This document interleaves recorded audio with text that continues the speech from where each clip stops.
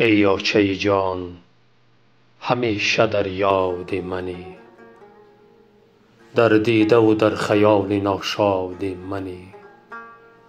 از بد تو رفته خنده ها از یادم، اشک قلمی و اصل ایجاد منی.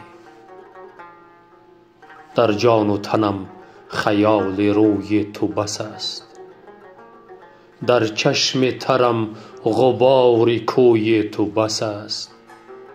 این کاسه دور اگر چنین گردان است، در کاسه من شراب روی تو بس است. از داغ تو در دلم شرر افتاده است، یاد همه عالمم کنار افتاده است. پرپر زده کفتر خیال از پی تو، در پشت ره خم مزار افتاده است. از خانه خواب تو به من مانده ستم، غم مانده و آه و حسرت و داغ الم.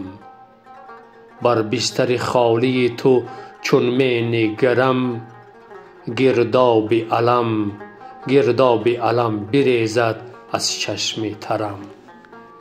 دولانه سبز روی خاکت مادر، سبزیده ز مغز روح پاکت مادر.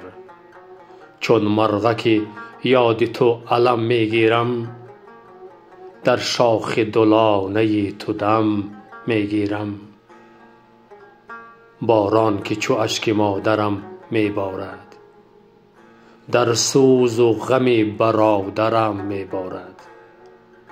چون گریه خواهر ز سر رفته من، بر سوگ سیاه مادرم می بارد.